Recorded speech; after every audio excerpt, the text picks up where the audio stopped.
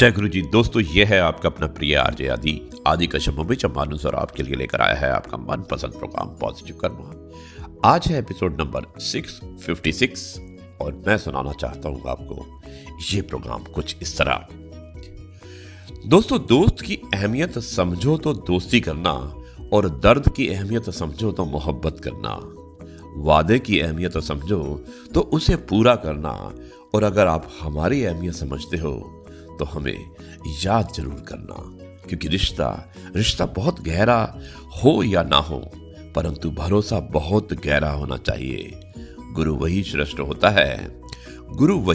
होता है जिसकी प्रेरणा से किसी का चरित्र बदल जाए, और मित्र भी वही श्रेष्ठ होता है जिसकी संगत से रंगत बदल जाए।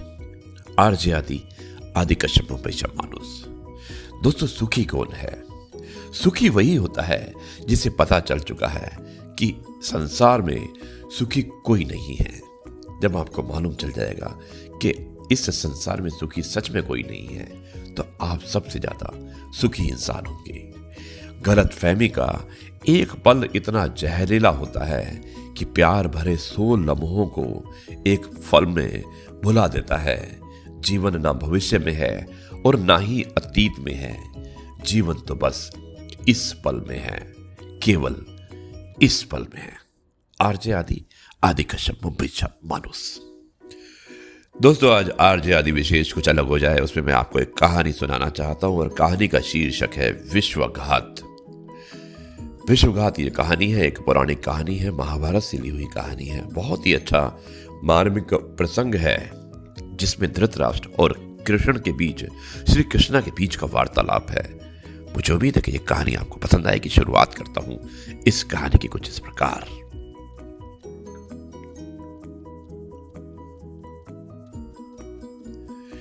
महाभारत का युद्ध समाप्त हो चुका था। अपनी भुजाओं में दबाकर भीम को मारने की धृतराष्ट्र की कोशिश भगवान श्री कृष्ण ने नाकाम कर दी थी। धृतराष्ट्र लज्जित थे। विदुर जी ने उन्हें समझाया कि श्री कृष्ण भगवान हैं। जीवन के अंतिम क्षणों में आप उनसे ज्ञान लीजिए।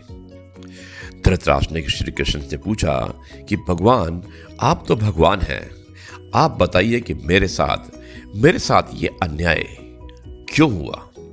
मैं अंधा पैदा हुआ, मेरे 100 पुत्र मारे गए, अब मेरे कुल का कोई नाम लेवा तक नहीं रह गया। भगवान, मैंने ऐसा कौन सा पाप किया है जिसकी सजा मुझे मिल रही है? भगवान श्री कृष्ण ने बताना शुरू किया। महाराज धृतराष्ट्र, पिछले जन्म में आप एक राजा थे। आपके राज्य में एक परम तपस्वी ब्राह्मण रहते थे। ब्राह्मण के पास हंसों का एक जोड़ा था, जिसके 4 बच्चे थे। ब्राह्मण को तीर्थ यात्रा पर जाना था, लेकिन हंसों की देख रेख की चिंता के कारण वो जा नहीं पा रहे थे।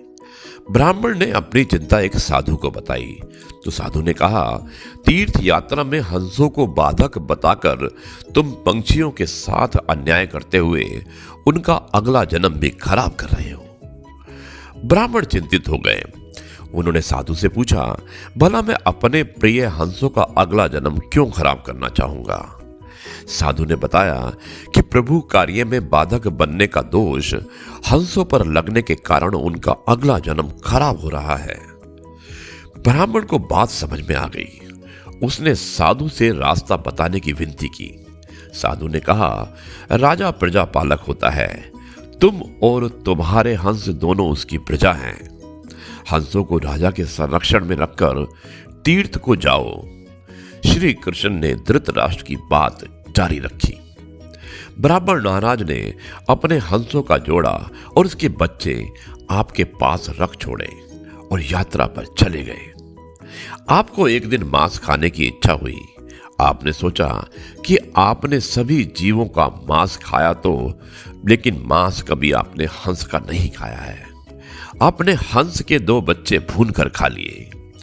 आपको हंस के मांस का स्वाद लग गया।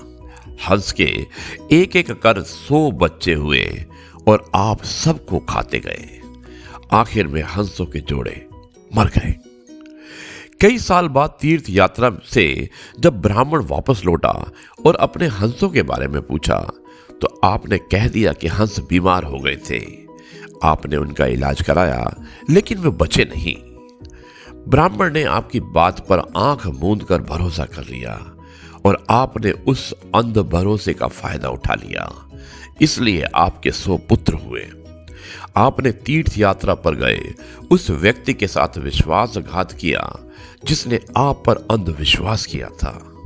आपने प्रजा की धरोहर में डाका डालकर राजधर्म भी नहीं निभाया। हंस के 100 बच्चे भूनकर खाने के पाप से आपके 100 पुत्र हुए। आप पर आंख मूंद कर भरोसा करने वाले से झूठ बोलने और राजधर्म का पालन नहीं करने के कारण आप अंधे और राजकाज में विफल व्यक्ति हो गए। श्री कृष्ण ने कहा, सबसे बड़ा छल होता है विश्वासघात। आप उसी पाप का फल भोग रहे हैं। दोस्तों, ये थी कहानी विश्वासघात। कितनी अच्छी कहानी थी, बहुत ही अच्छा पौराणिक कहानी थी।